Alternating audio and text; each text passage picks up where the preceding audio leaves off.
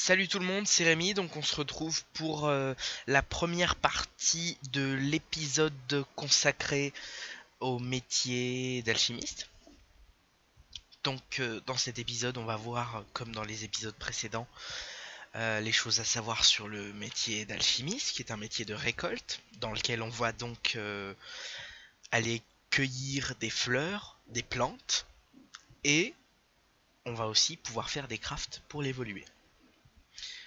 Donc, je suis sur une map intéressante qui est un peu, voilà, l'effigie des alchimistes. C'est un atelier des alchimistes qui est situé en bordure de la forêt maléfique à Amakna.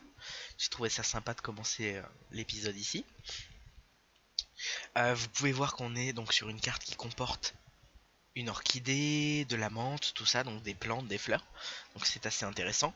Pour la récolte, on va en profiter pour faire une petite démo. Ça se passe tout simplement comme ça. Vous sélectionnez la ressource et votre personnage va donc se baisser pour la cueillir, en gros. Et c'est pareil pour les fleurs. Et ensuite, il ne reste de ces fleurs que leur tige ou le bas des feuilles de la fleur. Voilà, ça c'est pour la partie récolte de l'alchimiste. Juste comme ça, j'avais envie de vous montrer un peu. C'est pas super intéressant, mais ah, mais il y a une sauge aussi. Je n'avais pas fait attention. On va la récolter aussi. Sauge qui est très prisée, hein, parce qu'elle est dans le craft de potions de téléportation. Non, c'est pas dans celle-ci. Non, c'est dans la potion de rappel. Voilà. Potion de rappel, c'est 4 sauges par potion de rappel. Du coup, ça fait de la sauge une plante très prisée. Donc, on va attaquer le vif du sujet, le métier d'alchimiste. Donc, les différentes ressources que vous aurez à récolter. On commence par les orties. Donc au niveau 1, et vous aurez une nouvelle ressource tous les 20 niveaux, il me semble. Oui, la sauge au niveau 20, le trèfle à 5 feuilles au niveau 40, la menthe sauvage au niveau 60, l'orchidée frayesque au niveau 80, et puis les Delveis au niveau 100. Donc moi je ne suis que 114 dans ce métier. Dans ma liste, je n'ai donc que les ressources qui s'affichent jusqu'au niveau 100. Et de toute façon, tant mieux, puisque l'épisode va être, comme je l'ai déjà dit, séparé en deux parties. Ce qui fait que pour la première partie, on va se concentrer sur les ressources de niveau 1 à 100. Donc, chose à savoir, c'est que, contrairement aux autres métiers de récolte, on a beaucoup moins l'usage des plantes et des fleurs au niveau des crafts qui sont présents pour up le métier d'alchimiste. On va en avoir, oui, mais on va avoir plein d'autres choses à côté, des petites ressources, tout ça. On va avoir plein de crafts qui ne comprennent quasiment pas aussi ni de plantes ni de fleurs. Et du coup, c'est assez ironique parce qu'en fait, on retrouve limite beaucoup plus l'utilité des plantes et des fleurs de l'alchimiste dans les crafts d'un métier comme paysan ou pêcheur, par exemple, qui eux vont avoir des plantes et des fleurs dans tous les crafts. Pareil pour le paysan, voilà. Alors que l'alchimiste, quant à lui, du coup, va quand même avoir beaucoup moins la présence des plantes. Et plus on monte en métier, plus on monte en niveau de métier, pardon, plus c'est le cas. Vous pouvez voir que là, il y a plein d'essences, de machin, tout ça, et il y a quasiment aucune plante, quoi. Il n'y a que dans quelques petites potions qu'il y en a. Et elles sont pas forcément intéressantes au niveau de ce qui rapporte en XP. Donc du coup, c'est assez galère de up le métier avec ça, quoi. On est souvent obligé d'acheter pas mal de ressources si on veut faire des crafts. Et si on veut le up juste avec de la récolte, c'est très long. C'est très long, donc c'est quand même quelque chose à savoir. Donc pour ces plantes, on commence du coup par le premier, l'ortie, voilà. Donc on va voir un peu où se trouve donc l'ortie dans le monde, toujours en utilisant Dofus Tools, qui a été mis à jour hein, pour les plantes. et qui est très intéressant. J'ai pas utilisé Dofus Tools pour l'épisode de pêcheur, cela dit, pour la simple et bonne raison qu'ils n'ont pas encore mis à jour les placements des poissons. Parce que ça a été complètement refait, les poissons, et du coup, ils l'avaient jamais fait en fait. Donc du coup, ils ont dû refaire tout ça. Parce qu'avant, les poissons, c'était pas du tout comme ça. C'est-à-dire qu'avant, on pêchait des petits poissons, gros poissons, tout ça. Ça portait pas directement les noms des poissons qu'on ramassait, on choisissait pas. C'était aléatoire ce qu'on récoltait. Et du coup, ils ont dû refaire tout leur truc. Et c'est certainement pour ça qu'ils ont du retard sur la mise à jour de Dofus Tools pêcheur. Plutôt que pour les autres métiers qui, eux, tous les arbres, les minerais, les plantes ont été mis à jour, mais pas les pêcheurs. Donc ça doit venir de ça, je pense que les poissons, voilà. Bref, l'épisode n'est pas consacré à ça. Donc on se retrouve tout de suite pour la cartographie de l'ortie. Donc les orties, vous pouvez voir qu'elles sont très très très présentes dans le monde. Je jette un œil à Pandala, on peut voir qu'il n'y en a aucune. L'île des Wabbits en a.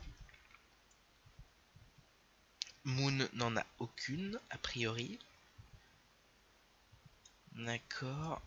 Otomai, on peut en trouver un tout petit peu. Frigost, aucune. Donc ça va vraiment... contentez-vous du continent d'Amakna. Parce qu'on a vraiment énormément d'orties. Alors les plus grosses concentrations, je pense... Ortie 3, Ortie 3. Oui, je pense que ça va être du côté du village d'Amakna et d'Astrub, qu'on va avoir énormément de concentration d'orties. On en aura moins pour Kanya, quand même. Il y en a, pas mal, mais elles sont déjà beaucoup plus dispatchées. Là, on en a quand même toute une série, mais elles sont quand même beaucoup plus concentrées encore au niveau d'Astrub et un peu d'Amakna, du champ des Ingalls, tout ça. Mais c'est vraiment Astrub qui a la palme au niveau de l'ortie. Donc voilà pour l'ortie. Alors, la prochaine ressource, c'est la sauge. Donc, voilà. Alors, on va avoir une cartographie un petit peu différente, même si ça reste un peu dans le même ton. Quand même beaucoup plus présente au niveau de Kanya. C'est très réparti quand même, mais elle est quand même très présente. On la retrouve quand même beaucoup dans la forêt d'Astrub. Et également beaucoup dans Amakna. On va pouvoir la trouver aussi dans la zone des Koalak. Un petit peu au niveau de la plaine des Scarafeuilles, Dragueuf, un tout petit peu sur les Wabbits. Toujours rien au niveau des landes de Silimod, tout ça. Pandala non plus n'est absolument pas concerné. L'île de Moon non plus. Sur Otomai, 0. Ah si. Sur Otomai, on peut en avoir une. Donc je sais pas si ça vaut vraiment le coup de faire le voyage pour choper la sauge. Alors, bien sûr c'est une blague, ça ne vaut pas du tout le coup. L'île de Noël, ça risque pas. Enfin bon, d'accord, donc ouais, vous avez le choix, hein. On reste sur le continent d'Amakna. Moi je vous conseille de quadriller un peu les zones, vous passez dans les zones, vous ramassez tout.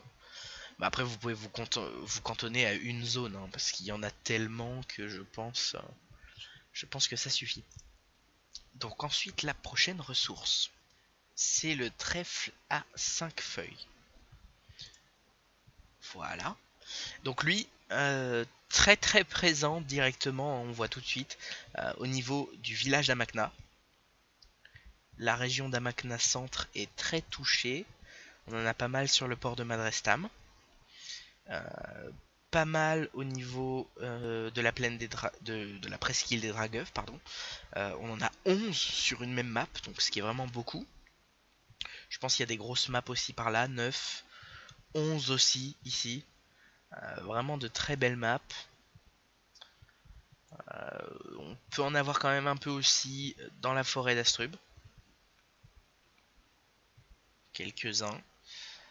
Beaucoup moins déjà dans Kanya, même s'il y en a quand même quelques-uns. Ça, on voit vraiment que toutes les ressources ont été réparties.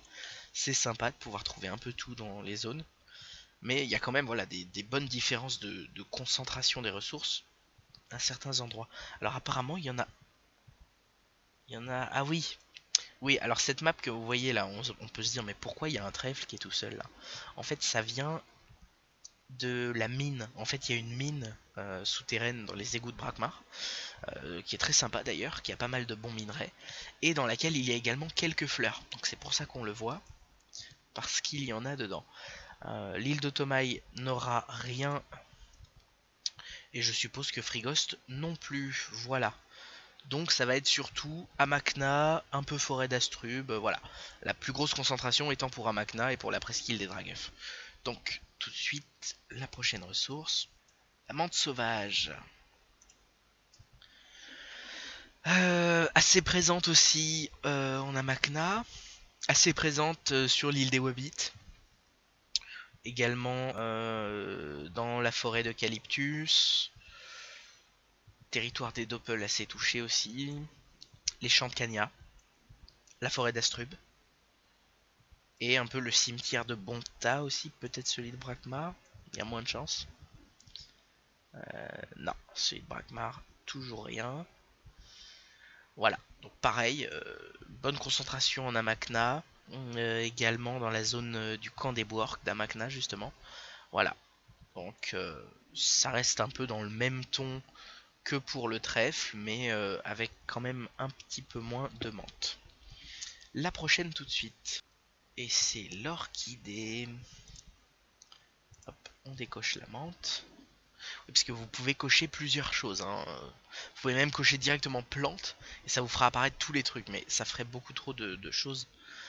C'est plus sympa de cocher un par un, je trouve, pour vraiment voir. Là, l'orchidée, on en a quand même beaucoup, beaucoup moins en Amakna.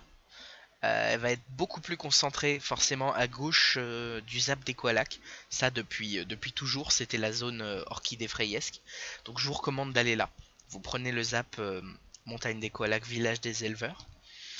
Et vous allez juste à gauche, et donc vous avez toute cette zone où il y en a. C'est, je trouve, la plus grosse concentration d'orchidées, c'est vraiment cette zone.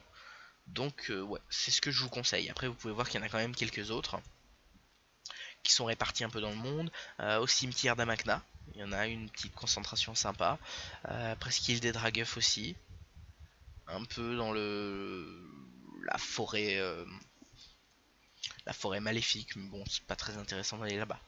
Ouais, donc voilà, je conseille vraiment la montagne des Koalak pour cette fleur. Et la prochaine, qui sera d'ailleurs la dernière de cette première partie, c'est l'Edelweiss. Donc l'Edelweiss, encore moins répandue que l'orchidée. On va la trouver beaucoup dans le campement des Boorcs. Ça a toujours été une bonne zone pour la récolter. On va la trouver aussi pas mal presqu'île des Dragueuf, un peu dans la montagne des Cracklers. Pas du tout sur Pandala, ni sur les Wabbits, ni sur Moon, ni sur Otomai, et Frigost, ça va être certainement pareil. Voilà. Alors apparemment, il y en a sur l'île de Moon. Qu'est-ce que je dis, l'île de Moon, moi, n'importe quoi. L'île de Noël, bon, c'est pas très utile vu que voilà, l'île de Noël, elle est ouverte que un mois par an à peu près, entre décembre et janvier. Forcément, c'est sûr que c'est pas utile, mais ouais, c'est vraiment presqu'île des Dragueuf et campement des Boorcs qui restent les meilleures zones pour cette fleur-là. Et ce sera tout pour cette première partie. J'espère que ça vous aura appris quelques trucs, tout ça, que ça vous donnera envie de vous lancer un peu dans le métier d'alchimiste, qui, comme je l'ai déjà dit dans des précédentes vidéos de métier, est très importante pour paysans, pour pêcheurs. C'est vraiment très important d'être un alchimiste. Ça peut beaucoup vous aider si vous avez le courage d'aller cueillir des fleurs. Donc n'hésitez pas, c'est un métier très utile, et puis ce sera toujours des pods de gagner si vous voulez monter ça. Voilà, on se retrouve donc pour la deuxième et dernière partie, donc du niveau 100 à 200. À très vite.